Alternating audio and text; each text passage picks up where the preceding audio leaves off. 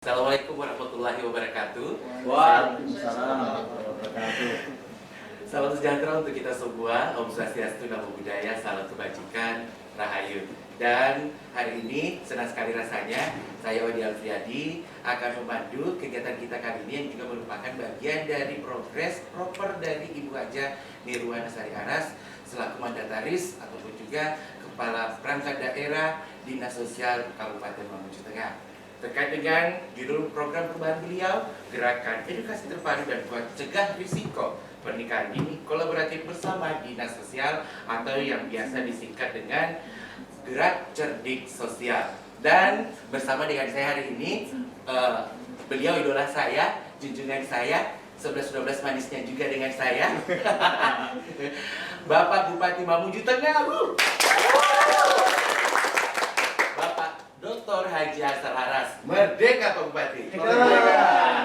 Merdeka kali ini yang ke-80 mengangkat tema Bersatu Berdaulat Rakyat Sejahtera Indonesia Maju. Apakah Pak Bupati kemerdekaan kita ini sudah terasa di Mamuju Tengah?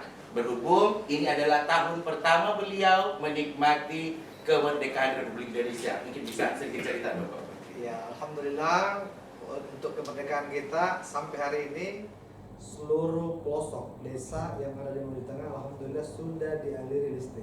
Alhamdulillah. Walaupun urusan jalan untuk kabupaten ini kita masih banyak kekurangan-kekurangan. Penyebabnya? Kami ingin menyampaikan bahwa kondisi Mamuju Tengah saat ini jalan infrastruktur yang bagus itu hanya di angka 27% saja. Selebihnya itu jalannya rusak sedang dan rusak berat. Nah, di tahun ini 2025 setelah ditarik kembali oleh pemerintah pusat untuk infrastruktur, praktis hampir kita tidak pernah melakukan pembangunan di tahun 2025. Kecuali satu, ada dana bagi hasil sawit yang kurang lebih 2 miliar, kita hanya bisa membangun jalan beton kurang lebih 400 meter. Selebihnya tahun 2025 ini kita tidak membangun jalan dan jembatan. Kami ingin menyampaikan kepada semua warga Mamuju Tengah bahwa memang kondisi fiskal Mamuju Tengah itu tergantung terhadap transfer pemerintah daerah. Saat ini ketika dana alokasi khusus itu ditarik, maka kita tidak melakukan pembangunan sama sekali di tahun ini. Bahkan tahun ini kami hanya mengalokasikan anggaran untuk pemeliharaan jalan. Jalan-jalan penghubung desa yang menjadi tanggung jawab kabupaten itu kita perbaiki untuk sementara saja. Jadi dikerjakan oleh Dinas PU. Jadi pada dasarnya alasan yang paling mendasar dalam hal ini adalah anggaran lagi, Pak Bupati. Ya, memang Mamuju Tengah ini pendapatan asli daerah itu sangat kecil. Bagaimana dengan pusat, Pak Bupati? Koneksi Pak Bupati sendiri. Ya, saya sudah sampaikan tadi bahwa pemerintah daerah Kabupaten Mamuju Tengah kita itu tergantung transfer dari pemerintah pusat. Kalau pemerintah pusat selama ini memberikan dana ke kita, maka kita leluasa dalam proses pembangunan. Di sisi lain, Pak Presiden kita yang baru ini punya strategi yang lain, punya cara tersendiri untuk membangun republik ini. Termasuk dalamnya adalah efisiensi. Maka efisiensi ini diberikan kepada semua daerah, termasuk Mamuju Tengah. Maka infrastruktur yang telah diberikan kepada kita, kepada Mamuju Tengah, itu kemarin diefisiensikan kembali. Sehingga praktis hampir tidak ada pembangunan kita di tahun ini untuk infrastruktur jalan dan jembatan. Termasuk istilah refocusing itu, Pak Bupati. Kalau sekarang namanya efisiensi. Efisiensi. Ya. Kalau COVID kemarin namanya recomposing. Oh, Kurang lebih sama. Oke, Pak Bupati, itulah sedikit gambaran yang diberikan kepada kita terkait tahun pertama beliau menikmati hari ulang tahun kemerdekaan Indonesia yang ke-80. Bapak Bupati, kita tidak lepas dari kata merdeka karena berhubung podcast kami kali ini yang mengambil tema Gerakan Edukasi Terpadu dan Kuat Cegah Risiko Pernikahan Dini Kolaboratif Bersama Dinas Sosial itu mengkonfirmasi bahwa di daerah kita ini ternyata memang betul kita ini adalah daerah yang menyumbang angka pernikahan dini yang tertinggi. Nah, pertanyaan saya, Pak Bupati menanggapi isu krusial ini seperti apa? Iya, saya kira menarik.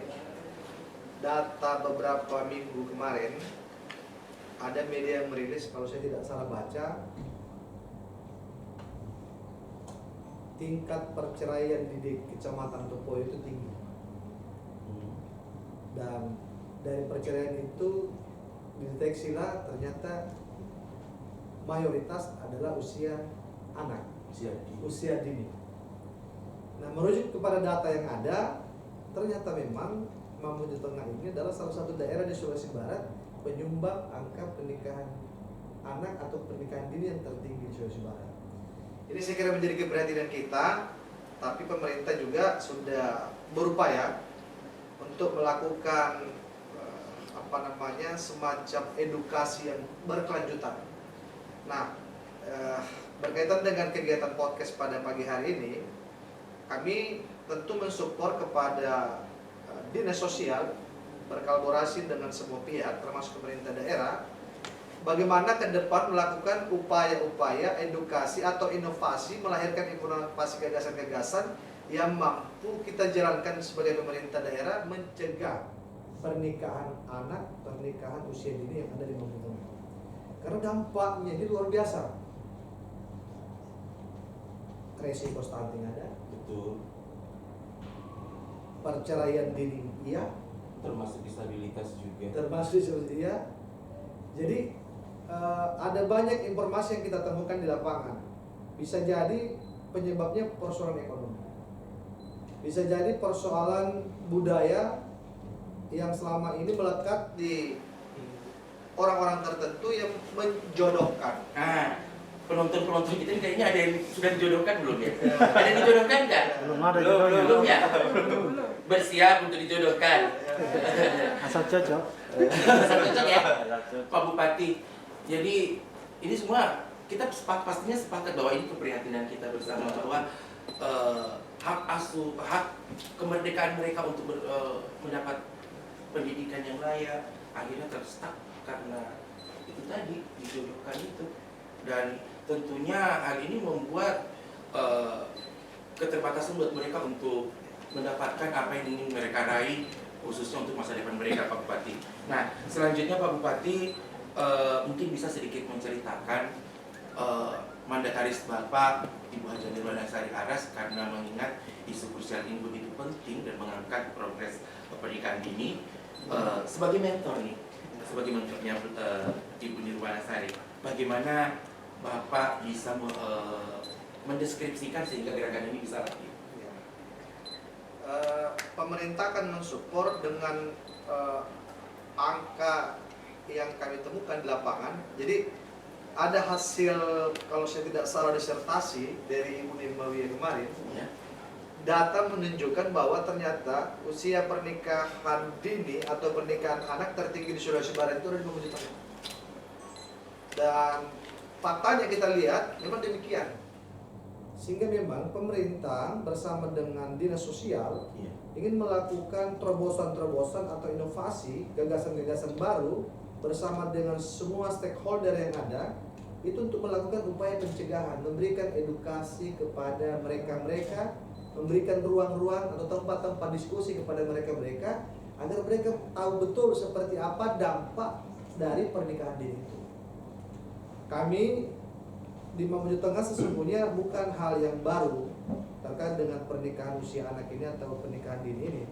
Karena itu menjadi keprihatinan kita di saat anak-anak seyogianya mendapatkan pendidikan yang layak, kemudian bisa berekspresi, lalu kemudian harus menanggung harus mengurus anak, kira-kira begitu di usia yang belum layak. Betul, Bapak. Di sisi lain, informasi dari Dinas Kesehatan juga kita menemukan ternyata usia anak layak untuk dibuahi kandungan itu ternyata di usia 19 tahun ke atas. Nah, memang di Mamuju Tengah ini masih kita temukan. Tapi kita sampaikan, kita tidak akan berhenti. Kita akan mengajak semua komponen masyarakat di tingkat pemerintah kabupaten, ada dinas sosial, kemudian dari teman-teman vertikal Kementerian Agama.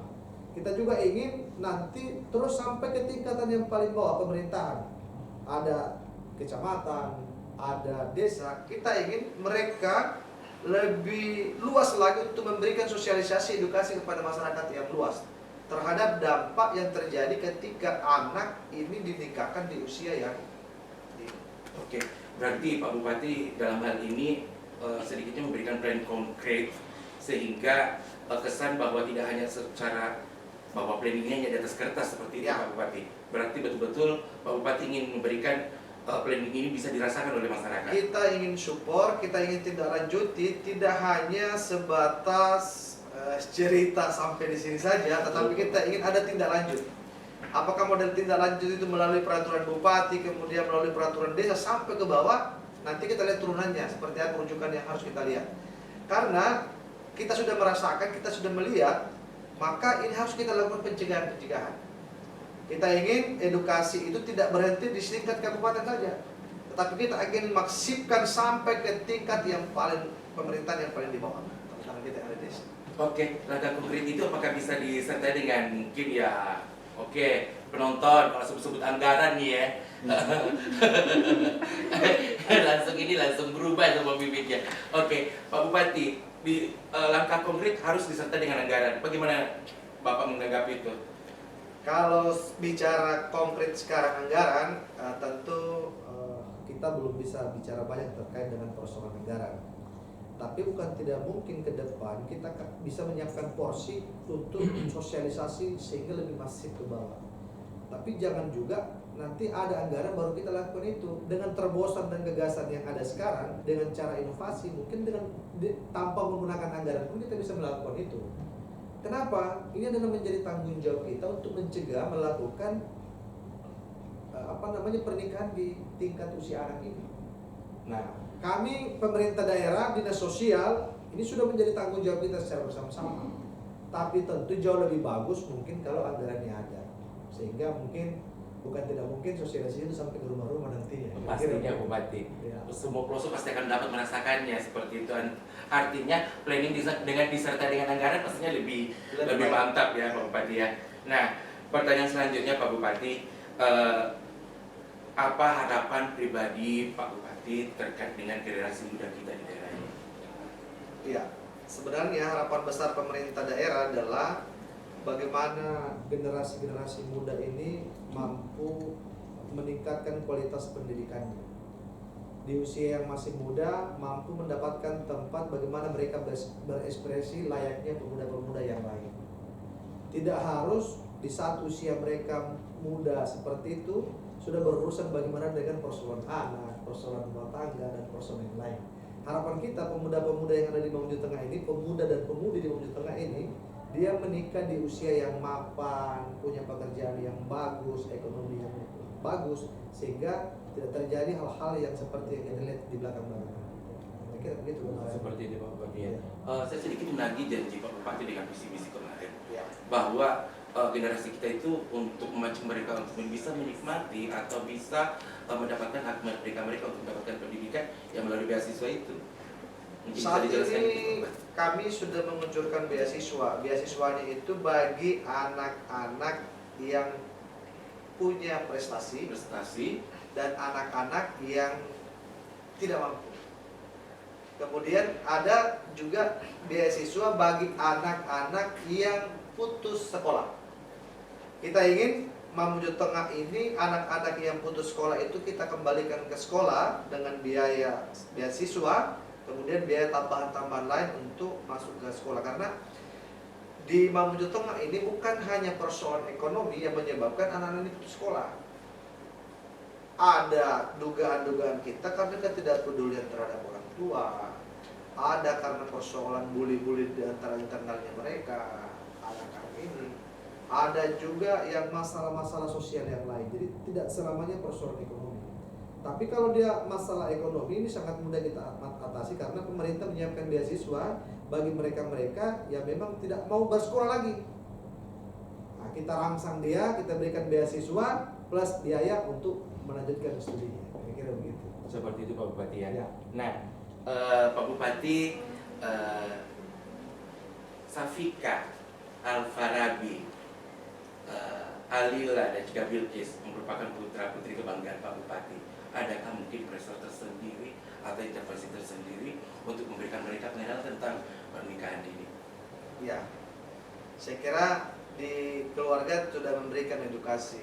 Ada ibunya dia sudah menyampaikan bahwa di usia yang layak untuk menikah itu kita sudah sampaikan. Saya kasih contoh ke saya. Siap. Saya memang relatif nikah di usia cepat, di usia 22 tahun, tetapi lagi-lagi bagi saya sudah sangat layak, sangat mapan sehingga saya berani melakukan itu. Nah, anak-anak yang sekarang ini kami memberikan semacam edukasi di keluarga bahwa Anda boleh melanjutkan pendidikan Anda di tingkat SD, kemudian SMP kita berikan haknya untuk bersekolah sampai ke perguruan tinggi. Kalau Anda sudah selesai kuliah, Anda mau cari jodoh, silakan. Seperti itu Bapak. Yes. Dan pribadi saya harus mengakui, dan mungkin semua penonton juga yang ada di sini juga mengakui bahwa keberanian dan juga kemapanan Bapak Dr. Haji Harsal Aras yang sudah mengantarkan beliau menjadi bupati. Setuju? Setuju. Tangan dulu dong. Pak Bupati, ini mungkin the last question untuk Pak Bupati. Sebagai mentor untuk reporter mandataris Bapak di Dinas Sosial, kami minta sedikit statement dukungan agar kiranya program Gerak Cerdik Sosial ini terus melalui progresnya, berhubung Pak Bupati diseminasi sudah dilakukan oleh mandataris Bapak melalui dengan penggalangan dukungan baik itu di sekolah, baik ke masyarakat, bahkan kaum disabilitas pun Ibu Kepala Dinas Sosial juga melakukan persuasi untuk itu. Nah, mungkin closing statement dari Pak Bupati agar program ini bisa terus tercapai. Bagi saya pemerintah daerah gagasan terobosan atau inovasi gerak cerdik sosial ini bagi saya sangat bagus untuk kepentingan daerah. Karena itu bagi saya ingin kegiatan ini berkelanjutan, berkesinambungan, tidak hanya pada posisi dinas sosial saat ini punya gagasan dan inovasi itu berjalan. Tapi ketika dinas sosialnya berganti, maka program ini akan terhenti dan tidak akan berjalan. Kami ingin komitmen pemerintah daerah ketika program ini sudah ada, kami ingin nanti melahirkan peraturan bupati. Peraturan bupati ini akan melahirkan peraturan turunannya sampai ke tingkat desa, sehingga peran stakeholder yang lain punya peran yang sama untuk melakukan pencegahan tingkat yang paling bawah. Salah satunya saat ini yang kami dorong adalah bagaimana ketika pernikahan usia dini itu hampir kita tidak temukan pemerintah di situ. Tidak ada KUA-nya, tidak ada pemerintah desanya, tidak ada pemerintah kecamatan. Ini artinya apa? Pemerintah tidak memberikan support seperti ini. Tapi bukan tidak mungkin, ini masih terjadi disebabkan karena adanya mungkin persoalan lingkungan, persoalan dampak sosial yang lain. Apakah masalah ekonomi atau masalah budaya seperti yang saya sampaikan tadi. Betul. Tapi harapan kita ke depan dengan masifnya sosialisasi ini, terutama persoalan kesehatan itu sendiri, persoalan kesehatan ibu. Kita ingin mencegah resiko kematian ibu dan anak. Kita ingin mencegah resiko stunting. Kita ingin mencegah resiko anak-anak yang terlantar akibat perceraian orang tua dan seterusnya. Ini yang kita lakukan pencegahan, sehingga sosialisasi ini, gerak cerdik ini harus kita terus jalankan sampai seterusnya. Kira-kira begitu. Pak Bupati, terima kasih banyak untuk waktunya. Sebelum kita menutup podcast kita kali ini, saya pengen menyapa dulu nih Pak Bupati. Terima kasih untuk teman-teman Pemdiji Mamuju Tengah. Terima kasih banyak untuk Dinas Sosial Mamuju Tengah. Teman-teman protokoler, Adinda Saeki yang sudah banyak membantu sehingga podcast ini bisa berjalan langsung begitu lancarnya. Dan tentunya cerdik tahun ini kami harap proses jangka pendek ini kita bisa akhiri dengan dukungan penuh pemerintah Mamuju Tengah yang mampu melahirkan gagasan, ide, terobosan, serta motivasi penunjang agar program ini bisa sampai ke jangka menengah dan tentunya sampai ke jangka panjang berikutnya dengan tetap berkomitmen untuk stop pernikahan dini. Teman-teman semuanya, teman-teman sahabat cerdik, kita sudahi dulu podcast kami. Insya Allah kita akan ketemu lagi dengan tokoh-tokoh Mamuju Tengah yang lebih potensial, lebih kompeten untuk membahas terkait pernikahan dini. Pak Bupati, terima kasih banyak waktunya. Selamat sore, selamat siang semuanya. Mudah-mudahan Oke.